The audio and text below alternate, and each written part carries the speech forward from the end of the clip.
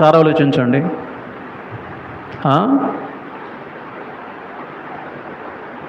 Bible మిషన్లో అండి ఒక అయ్యగారి దగ్గరికి ఒక ఆమె వచ్చింది.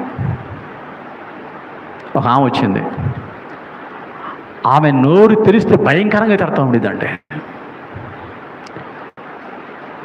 భయంకరంగా తిడతా ఉంటే ఆమె ఎప్పుడో మరి పాపం వాక్యం ఉంది.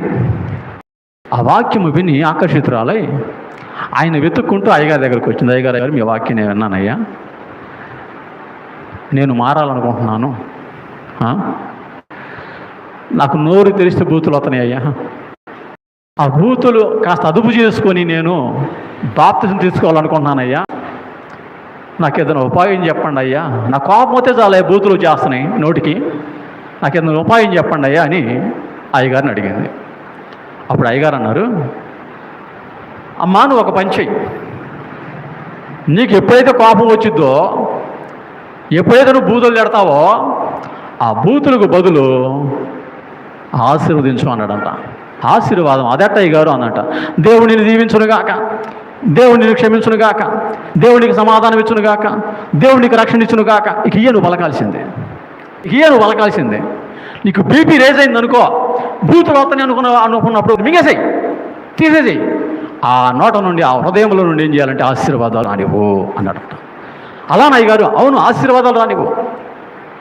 ఎవరి మీద నీ కోపం వచ్చిందనుకో, దేవుడిని రక్షించునుగాక, దేవునికి సమాధానం ఇచ్చునుగాక, దేవునికి ఐశ్వర్యం ఇచ్చునుగాక, దేవునికి ఆరోగ్యం ఇచ్చునుగాక అన్నీ నువ్వు ఆమెను ఆశీర్వదించేసేయి.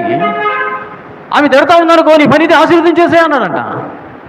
అప్పుడు అవేం చేసింది నిజంగానే, అయ్యగారు చెప్పింది చెప్పాలి అనేసి ప్రియమైన బిడ్డలారా, ఉదయాన్నే కసువు ఉడుతుంటే ఆ కసువు పక్కింటి ఆ వచ్చినప్పుడు ఎన్నిసార్లు తిట్టినా ఏమన్నమ్మా, మేము తిట్టినా 10 రెట్లు తిడతావు నువ్వు, అంతేగా నీ పని మాత్రం మార్చుకోవు, చూడు అద్దు మా ఇంటి ముందు పెట్టింది, అసలు నీకు బుద్ధి ఉంటే ఆ పక్కింటాం లేచింది.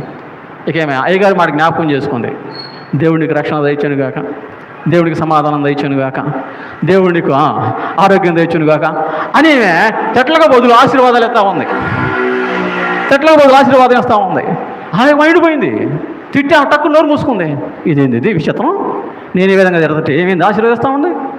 అమ్మో ఎందుకు వచ్చిన బాధ, నేను తిట్టానంటే కాశాప నా మీదకి వచ్చింది, నేను తిడుతుంటే ఆమె ఆశీర్వదిస్తూ ఉంది, ఎంత మంచి కోణం, ఎందుకు వచ్చిన బాధలే అని ఆమె సర్దుకుంది. ఆమె ఆశ్చర్యపోయింది, ఆమె ఆశ్చర్యపోయింది. ఎందుకంటే అంతకుముందు తిడితే తిట్టుకు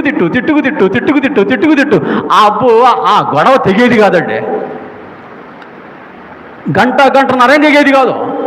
కానీ ఎప్పుడైతే ఆశీర్వదించడం మొదలు పెడుతుందో కోప్పడేవాళ్ళు సైలెంట్గా వెళ్ళిపోతున్నారు.